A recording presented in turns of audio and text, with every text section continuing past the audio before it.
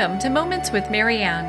I'm so delighted we're spending this time here today. We have a very empowering show coming right up with special guest James Arthur Ray, and he's here to share with us the need to redefine and refocus our values. Now, James is the author of 6 international best-selling books, including his New York Times bestseller, Harmonic Wealth, The Secret to Attracting the Life You Want. And he's the co-author and contributor to The Secret. James has worked with over 1 million people in 145 countries through his audio, video, coaching, and life and business leadership programs. He has over 1 million people who attend his live worldwide events. So let's welcome to the show, James Arthur Ray. Well, thank you, Marianne. It's a pleasure to be here. I appreciate you having me. You know, what a joy it is to have you here and to talk about values. I think we're kind of at the first quarter of the year, and people are kind of rethinking things, and couldn't think of a better time than to talk about values than now. Yeah, and a lot of people have already forgotten the goals they set, unfortunately. It's always interesting to me, Marianne, that the gym is packed in the mornings the first maybe 2 weeks, and then it seems to trail off once again. And all of us regulars kind of look at each other when we can't get any of the machines or any of the weights, and we say, just give it another week or so, and it'll be okay, which is unfortunate, actually. Yeah, it really is, because when you look at people and goal setting, there's something to be said with being able to just kind of be slow and steady and be able to kind of, stay the course. Yeah, well, absolutely. I mean, consistency is the name of the game. Whether we're talking about, leadership or entrepreneurship, or even getting in good physical shape or personal relationships. I mean, it's not what you do once in a while. It's what you do consistently that defines your life. Mm-hmm. Without a doubt. Well, and so James, why don't we start with, because everyone has a story. And so what brought you to the place that you are now? I've got a galloping, crazy story, actually. and I'm grateful for it. I haven't always enjoyed it in the moment, but sometimes it's easier to be grateful in retrospect than it is in the moment. But let me see how I can simplify. And, if any of your listeners are familiar with my book, Harmonic Wealth, my last book, I've told a lot of my story there. And, of course, my new book that's coming out first quarter of next year, The Business of Redemption, tells a lot about the next phase of my story. But I grew up as a very introverted, shy,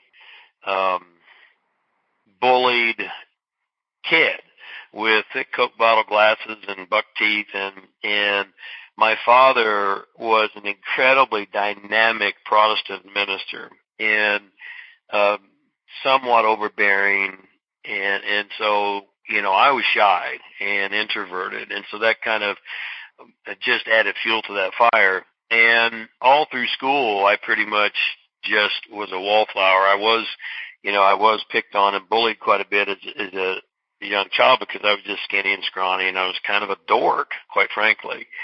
And that drove me to books. I picked up books early on. One of the great gifts that my dad gave to me was the passion for study and learning and reading.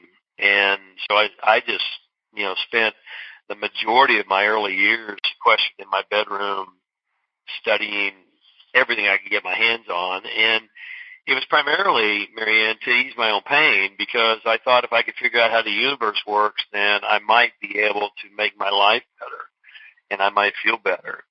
And so fast forward, I went to college for 2 years, dropped out, and went to work at Southwestern Bell. At the time was, one big, Judge Green said it was a monopoly, and if you remember, broke it up at one point. But at that time, AT&T and Bell, all the Bell companies were one big company. And I went into sales, did really well there.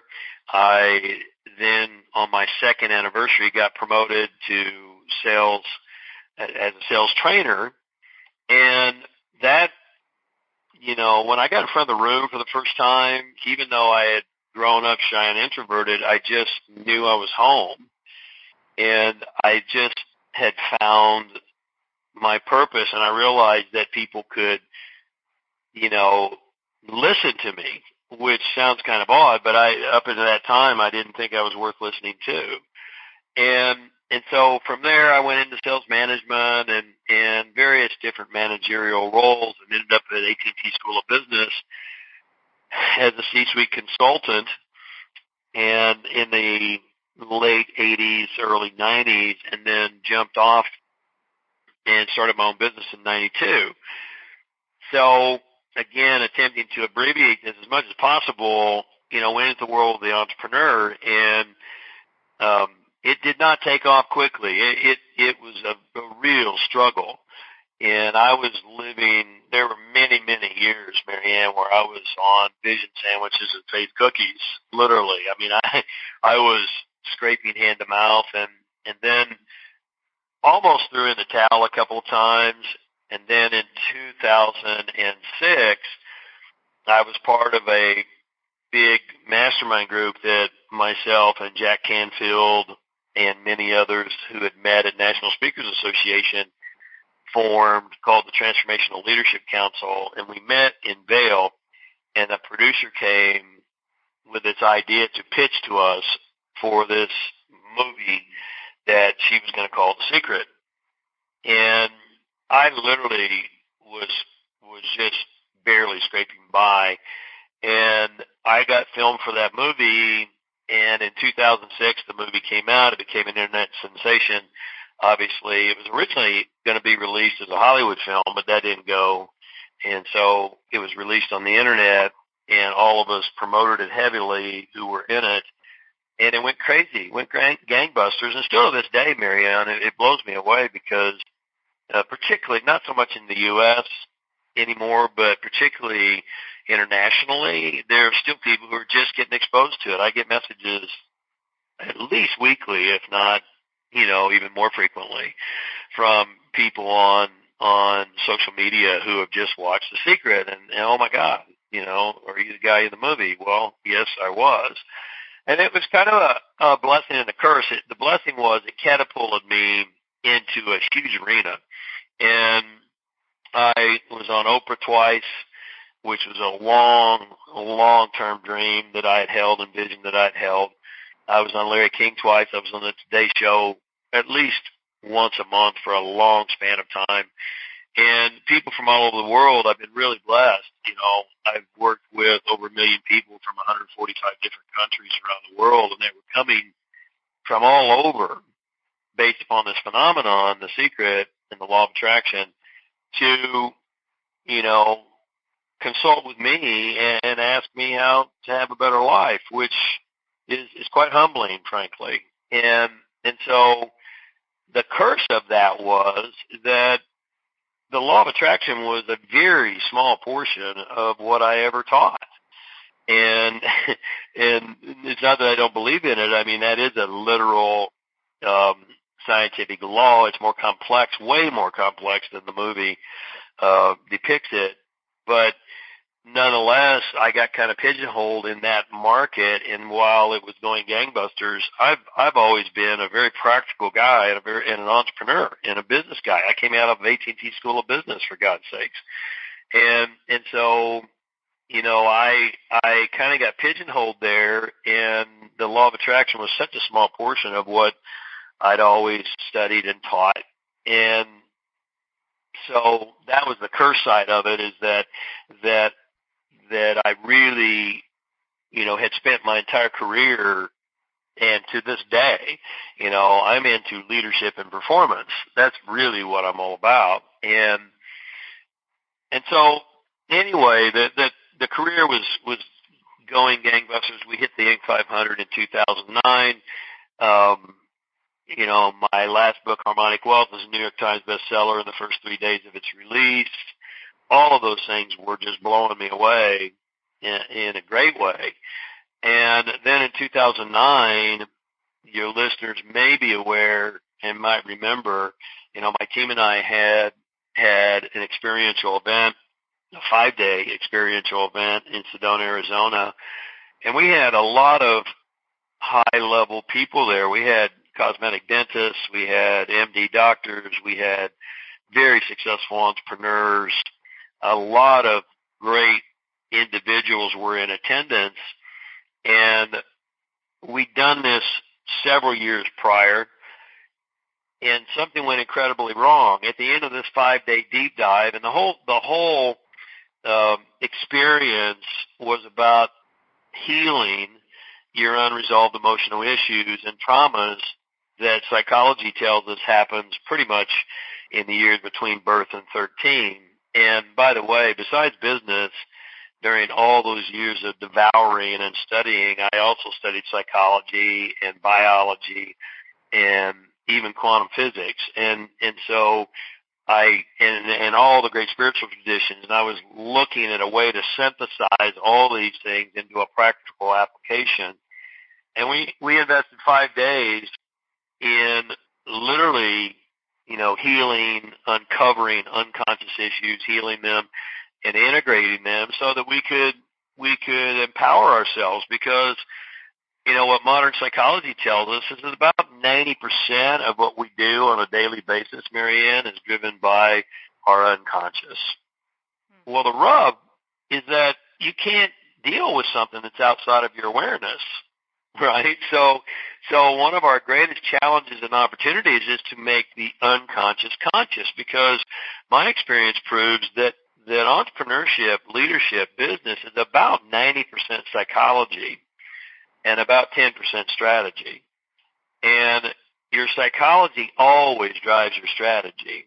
And if that doesn't make sense to your listener, I would suggest that you consider that the way you think, feel, believe, and what you value, and that's where we kind of started this conversation, is what determines what you do and or don't do. Now, most people get it backwards, and everybody wants to learn some new strategy or some new tip or some new tool, but I can tell you from my days at AT&T School of Business that I can give you those things, and if you lay that on a dysfunctional psychology that tells me I can't and I'm not able and I'm limited and I'm stuck, then I'm not going to use that tool, if that makes sense to you. And so anyway, at the end of this 5-day deep dive, where people had literally just opened their life and opened the book and opened their hearts, and I'd spent tremendous, intimate time with these individuals in attendance and literally got to know many of them at a more deeper personal level than maybe even some of their dearest loved ones, because that's why they were there, was to share these things and to heal them.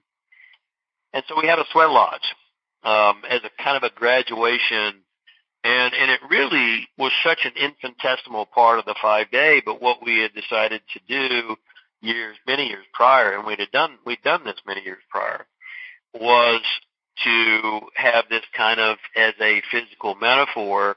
Okay, I've made all these commitments to myself, and I'm going to go back into my business, into my life, into my relationships, and change is hard, right? That's why most people don't do it. Change is difficult.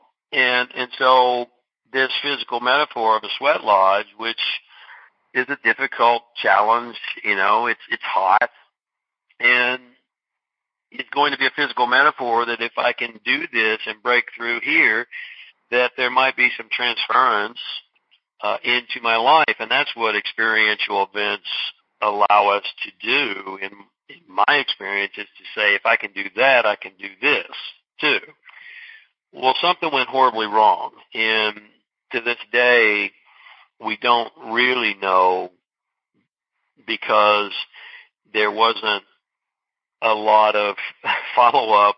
There wasn't blood work taken or follow-up done. by the detectives in Arizona, but nonetheless, 3 of my clients and people I had gotten to know and love deeply lost their lives. And Marianne, I can't even begin to tell you how heart-wrenching that is. I mean, if you've ever lost someone, you know how that feels. And it was the antithesis of anything I'd ever intended in my life or for my business. I was all about helping people and allowing them to grow, and they lost their lives. And so at the end of the day, the state of Arizona charged me with manslaughter, and which is intentional harm, which I was just I'm still to this day aghast. I mean, I know why they did that, given how the system works, but I don't think there's a business person on this planet who would intentionally harm his or her clients and think they're going to stay in business. But nonetheless, I went, from the top of the world, so to speak, from the peak to the pit in about 30 days. I lost my Inc. 500 company. It took me 20 years to build. I lost my life savings. I lost 3 friends, first and foremost, which would have been more than enough, and 3 clients, but it didn't end. I lost my home. I went through trial, and eventually, the 4 months of trial, the jury said, no, it's not manslaughter. There's no intentional harm here. But what they did find me with was negligence. And I accept full responsibility for that. There were things missed, and God, I wish they hadn't have been. And there were things in retrospect that could have been done differently or better. And there's not a day that goes by that I don't contemplate those things. And it's I'm going to carry that with me for the rest of my days. And that's, that's a heavy burden to bear. And yet I shoulder it, and I accept it, and I take responsibility for it, because in my mind, that's the price of leadership. And that's part of my values. There's that word again, is that when it was my company, it was my event, ultimately it was my team, and it was my choice to do a dangerous activity, and so consequently, I'm responsible.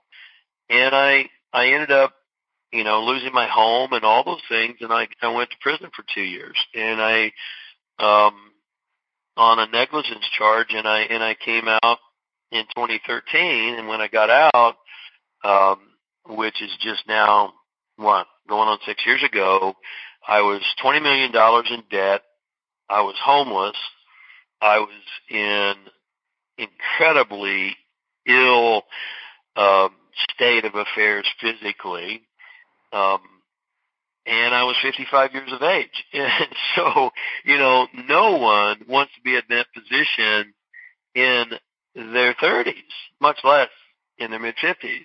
And so I had to make a choice of what I was going to do and how was I going to live the rest of my days. And that's where we are now today. That's probably not as brief as you would have liked, but nonetheless, that's how we ended up where we are today. Is I'm a much different human being. I believe I'm better. I'm wiser. I'm certainly more humble than I was when I look at myself back in 2009. Well, I appreciate you taking the time to share your story with us, and the honesty, and just, because it is a heartbreaking, there's part of your journey that's very heartbreaking, and it would be for anybody. And I just really appreciate you taking the time to share that with us, because everyone has a story, regardless what it is. And those stories end up shaping our lives. And when we look at just being able to, as you talk about leadership and values, being able to, take responsibility and say, okay, these are the things I'm, responsible for, and from there deciding, because there are a lot of celebrities and people who run up against challenges, or it could be money challenges, or nothing. Regardless what the challenge is that they are faced with, and it seems that sometimes people think the easier way out is maybe committing suicide, and it's really tough to walk through what you walked through, and I mean it's just, I think the only word I have for it's heartbreaking. It is heartbreaking, and it was heartbreaking for the families. It was heartbreaking for everyone involved. It was heartbreaking for my family. It was heartbreaking for me. And at some point in time, we all, have these things thrown at us by life. And often, life isn't fair. And so it's in those moments where you come out of those heartbreaks and those tsunamis of life, and you can only come out one of two ways, in my experience, Marianne. You come out either bitter and blaming and angry, or you come out more awake and grateful. And I'm not here to say it's easy, but I choose the latter, because when you're in bitter blame and anger, bitterness, blame, and anger, then you're disempowered. You really don't have the ability to do anything in your life to make things better. And you're right. You mentioned suicide. I mean, suicide. We live in turbulent times. Turbulent times. I mean, you and I talked earlier about how every 20 seconds someone in our world commits suicide right now. Every 20 seconds. And for everyone who is, quote, successful, there are 20 people who attempt and don't succeed. We've got 130 people per day dying from opioid overdose, painkiller overdose.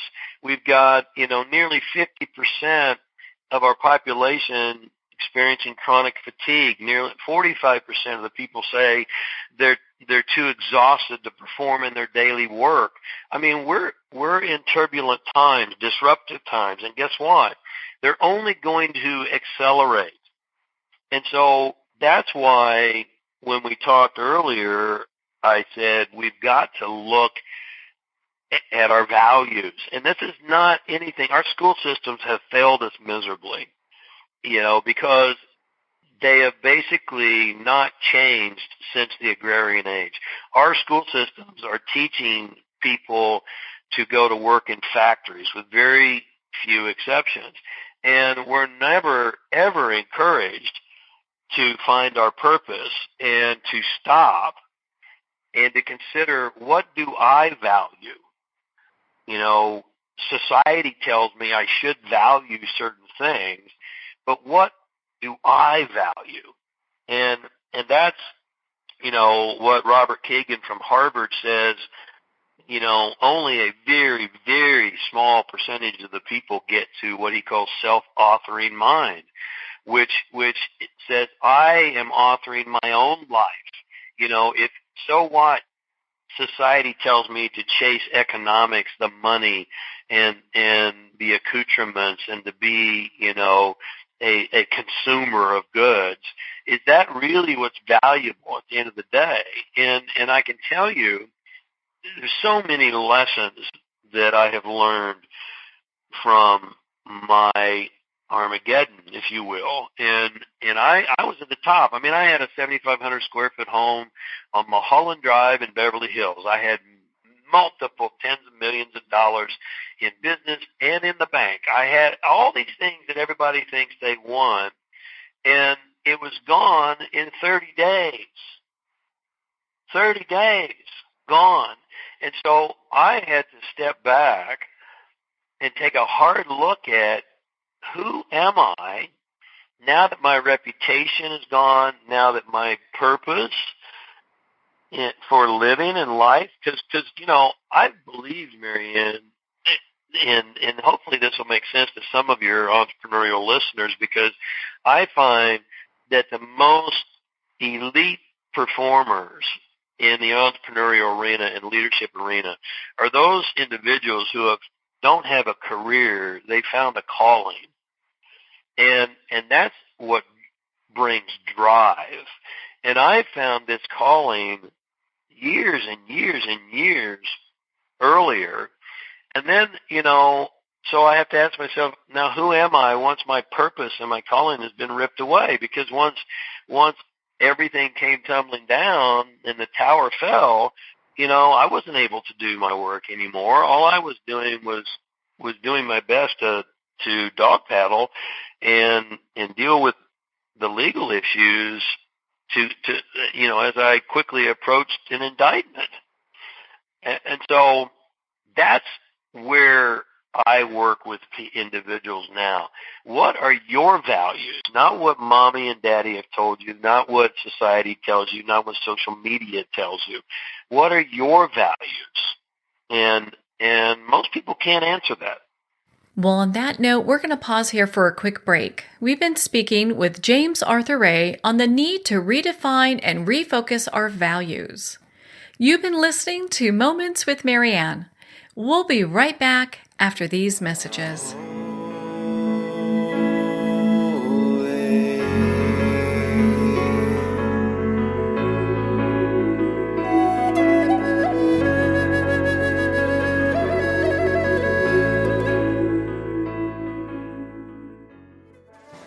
Internationally recognized and award-winning author Judy Goodman works and teaches outside the box of limited thinking. Working with people from every walk of life, her goal is to empower you to be the best you can be, no matter what the challenge is. Born with the gift of seeing beyond our normal vision, she has an extraordinary gift of working with every challenge. Teaching beyond conventional wisdom, her work is described as life-changing. Visit judygoodman.com. That's judygoodman.com.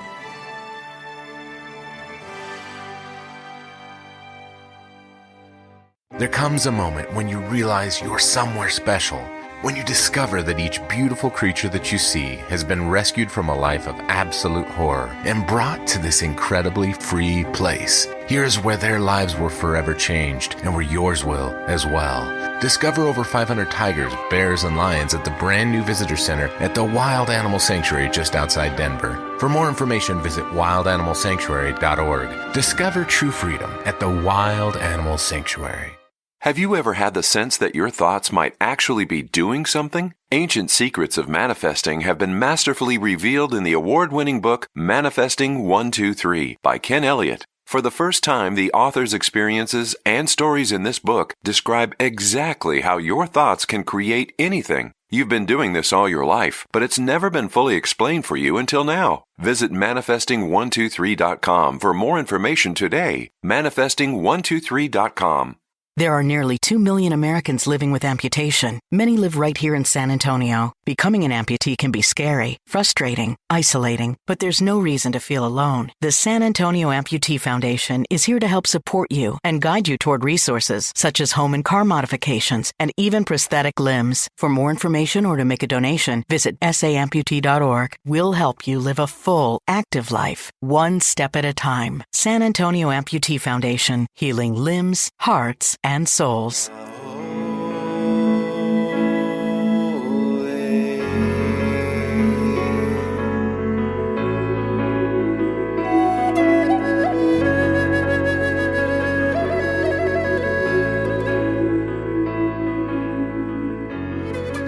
Welcome back to Moments with Marianne. We're here today with special guest James Arthur Ray, and he's sharing with us the need to redefine and refocus our values. Now, before we went for break, you kind of touched on something I'd love for you to expand on, and it's really interesting. When we talk about values, a lot of times people do not understand what that is. So I think there's a lot of truth to, there's some kind of confusion regarding values. You know, if you're in a relationship and you're asking somebody, hey, what are your values, to see if it's a good match, or in business, most people don't even understand what that is. Yeah, you're right. And I'll give you a simple definition is that values 99 times out of 100. There's two kinds of values, and this is part of the deep work I do with individuals. But there's what I'll call means values, and there's end values. Well, let's say someone says they value money. Well, they don't really value money. That's a means value. When you dig deeper, what they value, let's say, is security. Right? Because they think money is a means to security. Or what they value is pride. Or what they value is a feeling of achievement. And they think money is a means to that feeling. So I've just given you the second part of the answer. An ends value or an end value is 99 times out of 100 a feeling. And as we quickly approach what some people call the singularity, where, by 2020, supposedly 50% of the people we know who are on payroll are going to be out of work.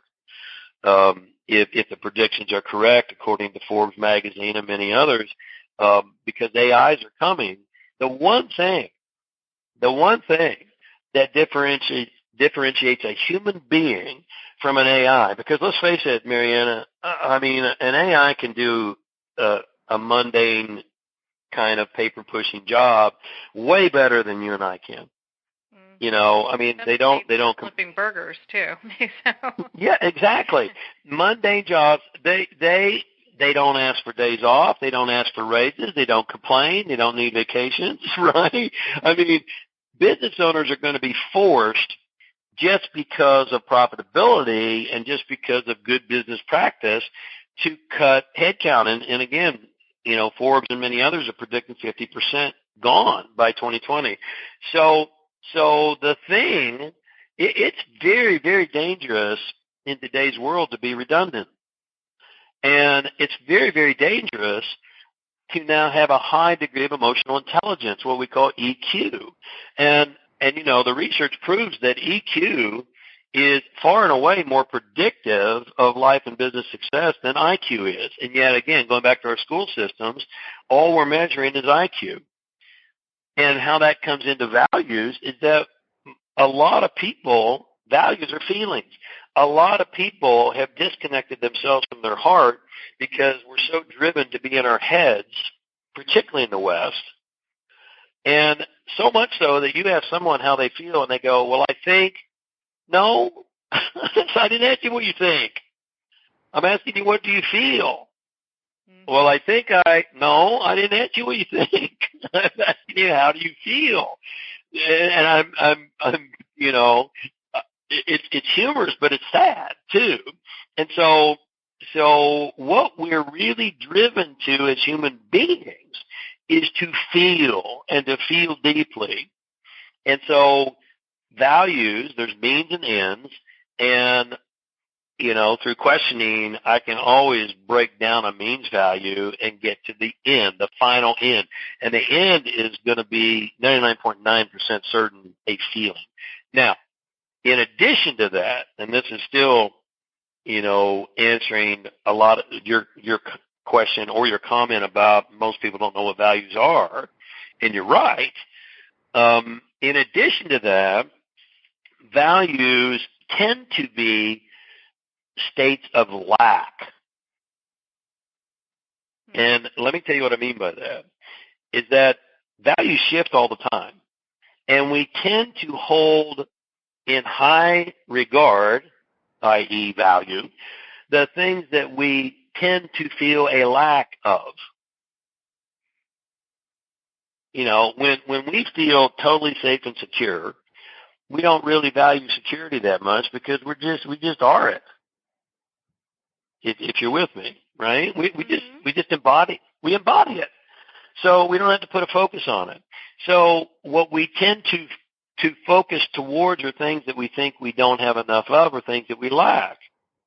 If I feel completely and totally loved, then I'm not really consciously or unconsciously looking for love, because I just am love and I just experience love, but, I may not be experiencing health, because right now my body's not doing so great, which, by the way, thank God it is. I told you I was in a really poor state of health when I came out in 2013, and I really, thank God, worked to turn that around. But hopefully that's helpful to your listeners around what values are, because here's the bottom line. We make every decision, every moment of every day based upon our values, whether we're consciously aware of it or not. And so when you can make those conscious, then decision-making becomes instantaneous. I can tell you what my top 5 values are because I write them down every single day. I'm not going to share them here because they're private, but I know what my top 5 values are. And every single morning, I part of my morning ritual is to write down my values every single morning and work consistently to embody those. And so when it comes to a decision time in my business or in my life, then decisions are instantaneous because will this align with my values or not? If it doesn't, then I don't do it. Well, and that's really important for people to understand that you can make choices to realign your values, realign with your values as opposed to really just kind of bumping through life. I mean, these are conscious choices. Yes, and unfortunately, most people are what Napoleon Hill called drifters. They just drift. And we've been programmed, Dr. Morris Massey's research found that our core level values lock in by the time we're about 13 years old. And they very rarely, if ever, change unless we experience a serious emotional event. And so for me, 2009, a serious emotional event is an understatement. It was a tsunami. And that caused me to step back and go, all these things that I'm giving my life to and for, the Inc. 500 company. And I'm talking about, I'm working 7-day weeks, 100-hour weeks easily. I'm on the road over almost 250 days a year. And all these things that I'm so driven to do and to accomplish and to achieve in the world. If all the accoutrements of that, the house and the big bank account and the Inc. 500 company and all that can be gone in 30 days, how valuable are they really? Because the only thing of true value in my assessment, Marianne, are those things which can never be taken away.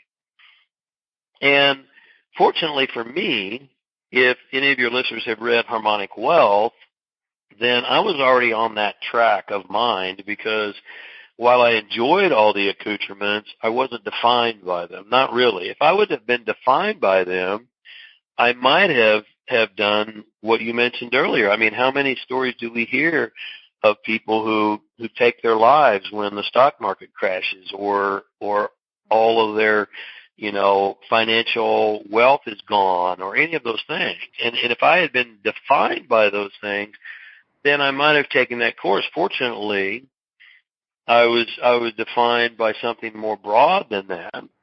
And so that's my advocacy, because we live in a world that is still, we're talking about building walls and we're talking about the economy nonstop. And it's about terror and crime and, turn on the news. In fact, no, don't turn on the news.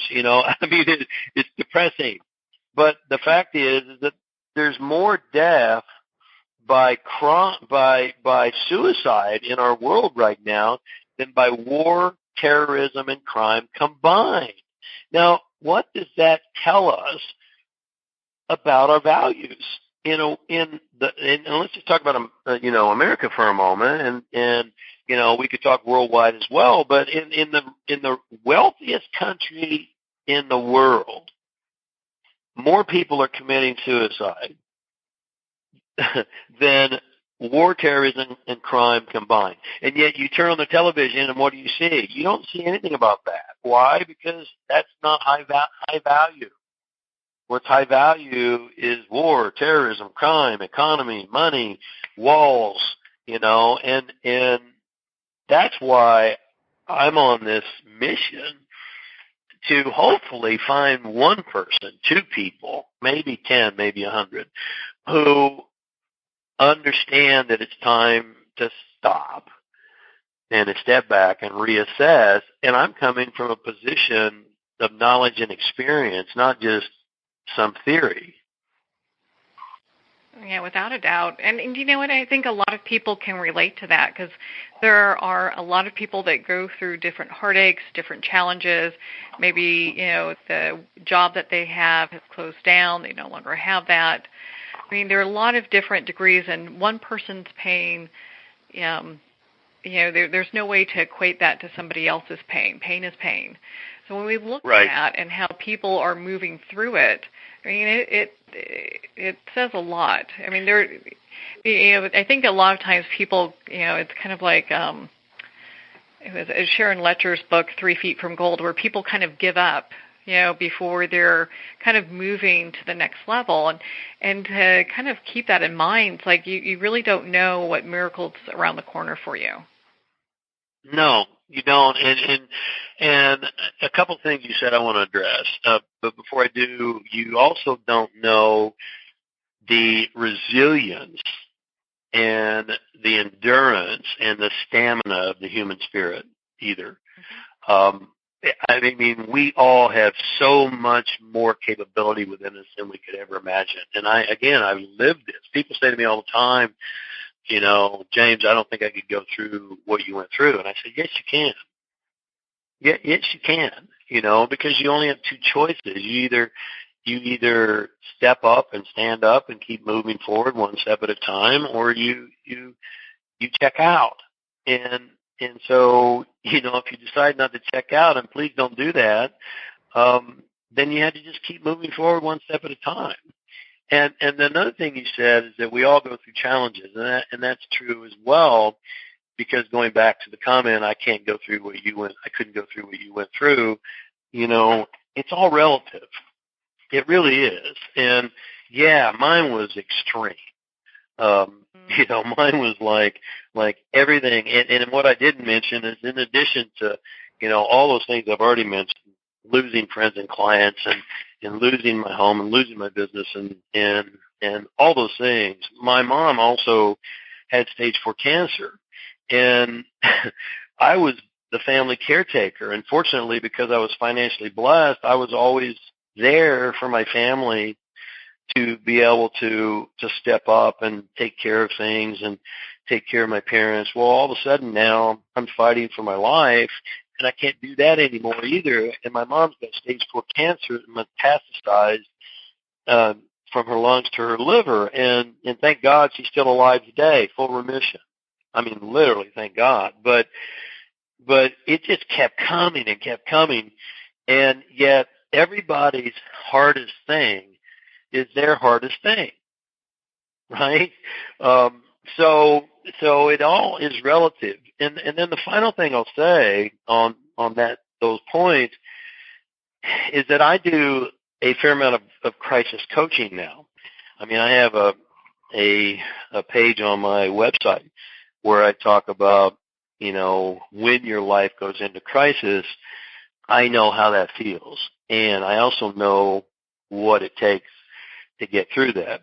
So I had a gentleman, and again, crisis is relative. Mine was overwhelming in all areas. But he got on the phone with me a couple weeks ago, and he was unfaithful to his wife, and he got caught, and he now, they're going into separation, and he's wanting to save his marriage. And here's the unfortunate situation, is that I'm talking to him on the phone, and he's talking to me about hiring me to help coach him through this. And the first thing I say is, well, I can't guarantee that you'll save your marriage. I can't guarantee that. I said, but what I can guarantee is that I can help you change the behavior that caused that to occur, because there's deep-seated issues there that, he's like, I got the most lovely wife, and I've got 2 kids, and she's great, and blah, blah, blah. And I'm like, yeah, and then why did you do this? Well, there's these deep-seated issues from, again, typically birth to 13, where there's emotional trauma, emotional scars, unresolved issues. And I said, I can help you with that. I said, because here's what I know. You might win her back. And he was telling me, it was possible, because she wasn't saying a definite no. And I said, you might win her back, but the very thing that drove that behavior is still there. And so as soon as you feel comfortable again, it's most probably going to rear its ugly head. And until you address it, it's not going to change. And he's like, yeah, God, that makes so much sense. And so at the end of the day, I said, well, if you want me to help you, I can help you. And here's what it's going to take. And I told him, how long it would take. I told him what the financial investment was. And he just went silent. Well, that's a lot of money. Well, he had spent the entire call telling me he'd do whatever it took to save his marriage. But the reality is he wouldn't. He wouldn't, because all of a sudden now, that's a lot of money. Well, is your marriage worth that? Well, he starts backpedaling. And so my point is that so many people, change is hard, number one. And number two, it's work. And number three, many people aren't willing to do what it takes to transform their lives until they experience enough pain. Now, you would think that this gentleman I'm speaking of was in tremendous pain, but he obviously wasn't there yet, because when you get to the point where it's enough already and I'll do anything to change this, then you'll find a way to do it. And most often, unfortunately, not until. Yeah, it's really interesting what people, it's true. When someone gets to their rock bottom, only then they're at that place where they'll do whatever it takes to make those steps to make change in their life. Mm-hmm. Yeah, and when you hit rock bottom, then you finally got a firm foundation upon which to build. Yeah, right? And rock bottom, yeah. That's right. And you got nothing left to lose. And so, was it Janis Joplin? I'm dating myself, but, I was really, really young, and freedom is just another word for nothing left to lose. And that, it's so true. Is that when you hit that place, and that's, for me, I hit rock bottom. I went from mega millionaire, media star, to homeless. And not just broke, Miriam. Broke looks good from where I was. Let me tell you, I'm not insensitive at all. But, people sometimes tell me, well, I'm broke. Well, God, $20 million in debt, broke is pretty good from 20 million beneath it. And so, that's pretty rock bottom. And from that place, I was gifted the opportunity by life to say, okay, how am I going to rebuild? What do I value now? And it wasn't that I hadn't done that exercise before. Of course I had. I'd done it multiple times, but it's those significant emotional events like Dr. Morris Massey talks about that makes it all the more powerful. What do I value now?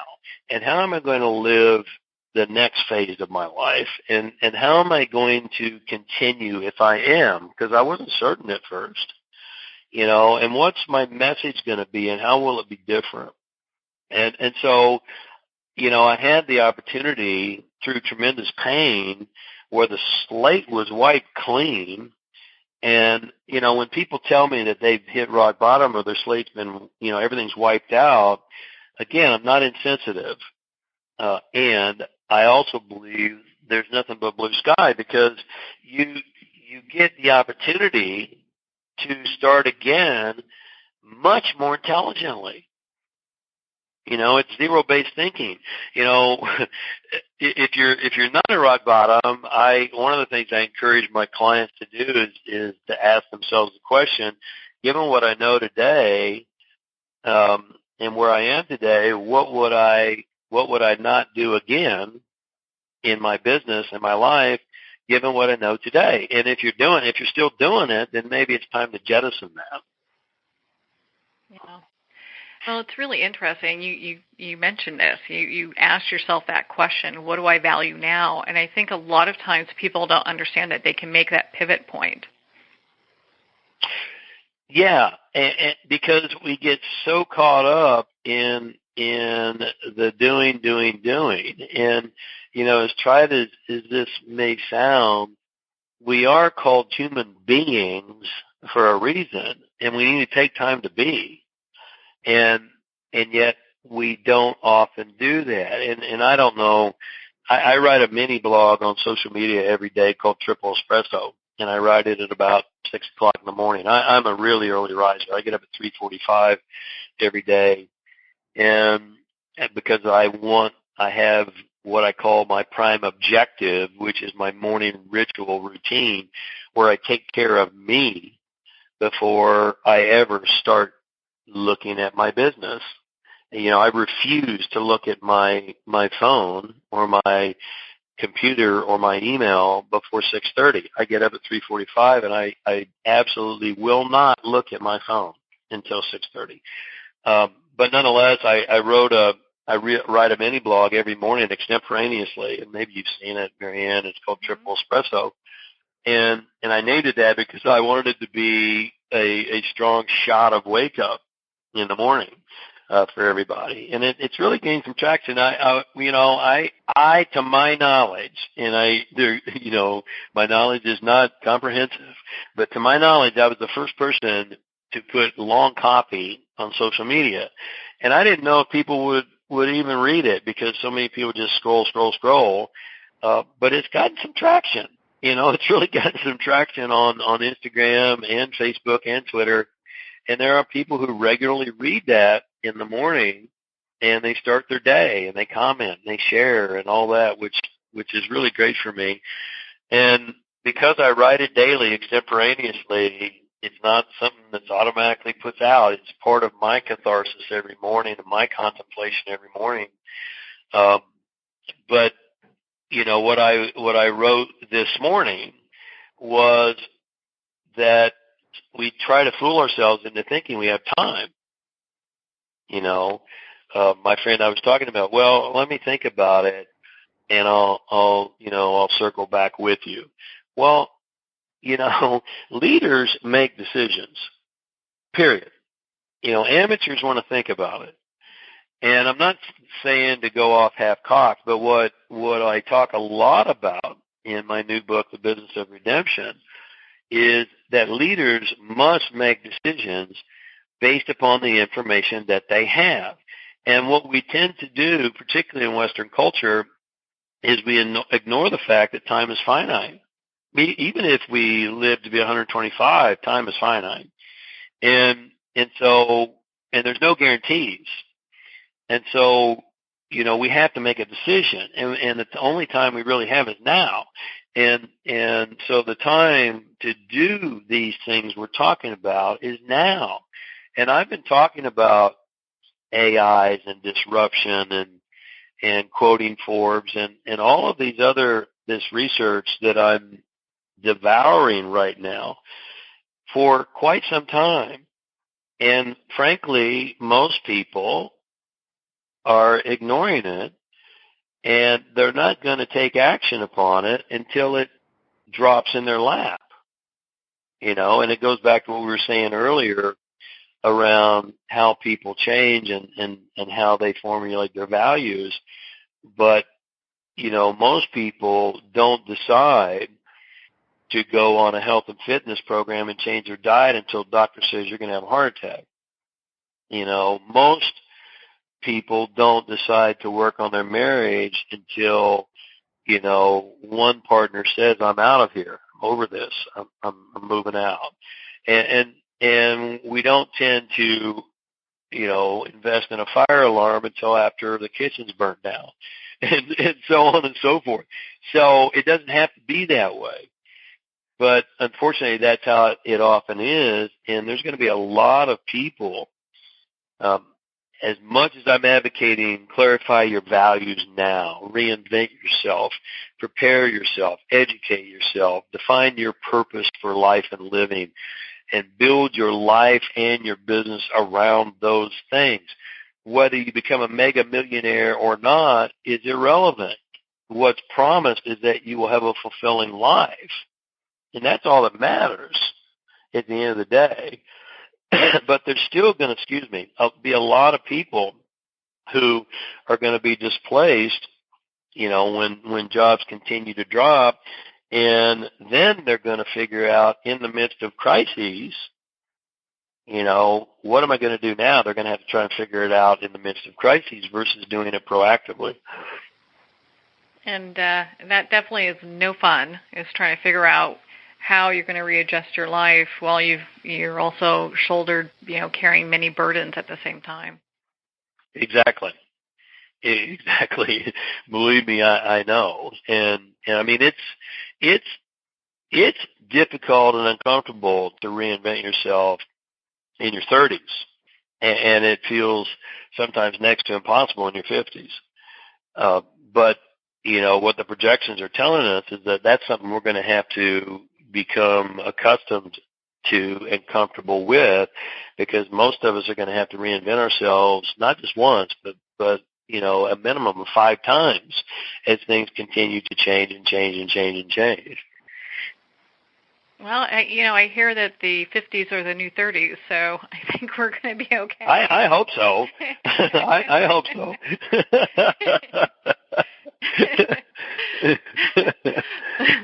Well, for our listeners that would like to connect with you and also be part, because I know you do the Triple Espresso that you mentioned, where can they get that, and how can they, be included in that and be part of your community? Well, I'm all over social media. On Instagram, I'm James Arthur Ray, and on Twitter, it's at James A. Ray. On Facebook, it's official James Arthur Ray.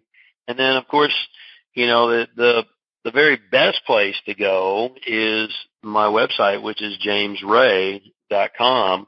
And for your listeners who go there right now, there's a free ebook I'm offering just for visiting the website, and it's called How to Conquer versus Quit. And it's based on 12 principles that I used, going through, again, what we've been discussing to learn how to conquer versus quit, give up, and stop.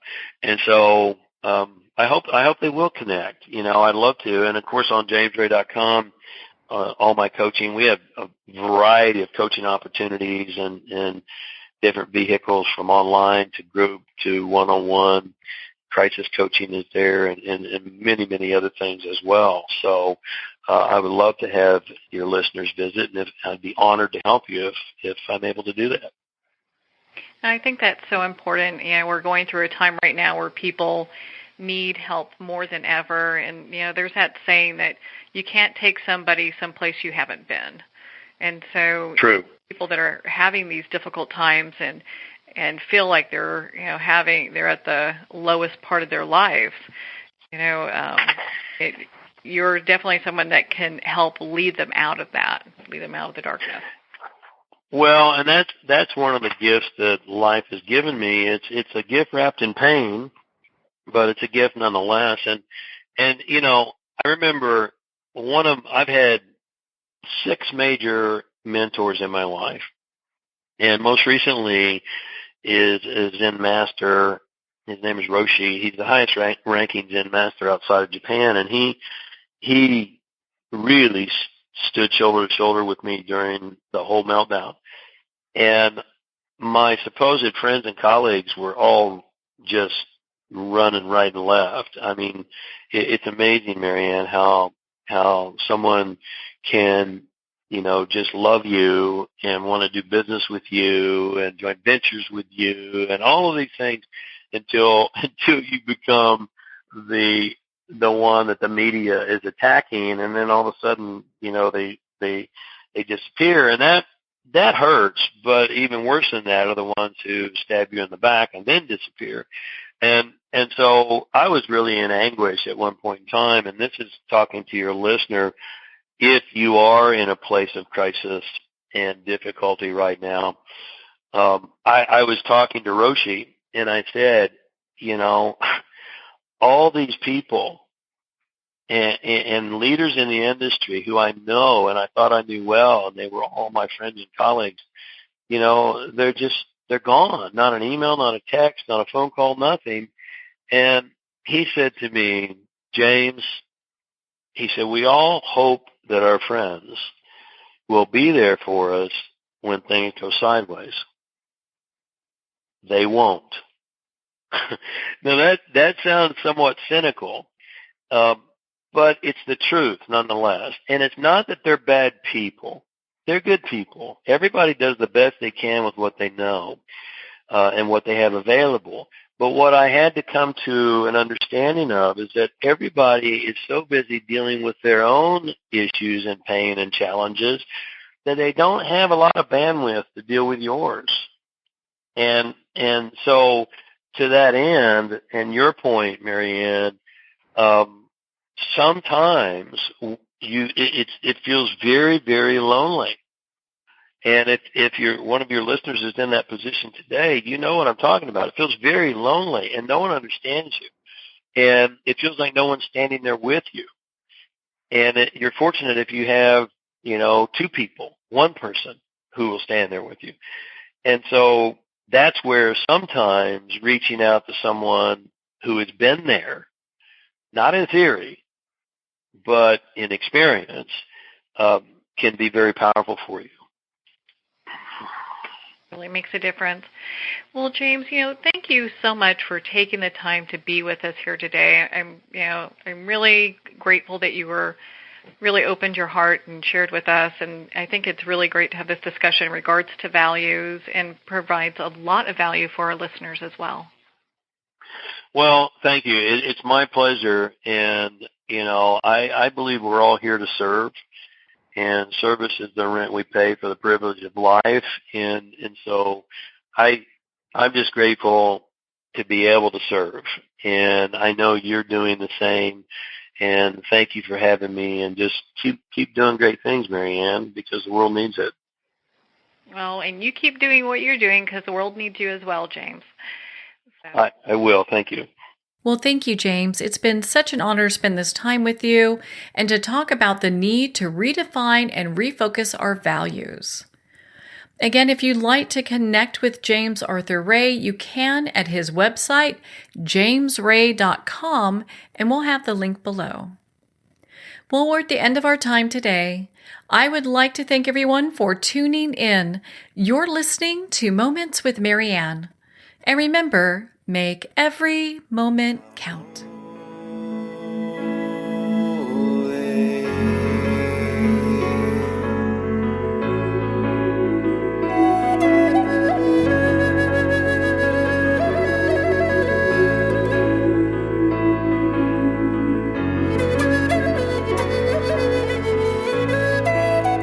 In a single moment, your life can change. Moments with Marianne is a transformative hour that covers an endless array of topics with the best of the best. Her guests are leaders in their fields, ranging from inspirational authors, top industry leaders, and business and spiritual entrepreneurs. Each guest is gifted and a true visionary. A recognized leader in her own work, and while teaching others to develop, refocus, and grow, Marianne will bring the best guest and sometimes a special surprise. Don't miss this. You never know just which moment will change your life forever. Moments with Marianne airs every Sunday, Monday, Thursday, and Friday at 8 p.m. Eastern and 5 p.m. Pacific Time. Make sure to tune in and visit momentswithmarianne.com for more information.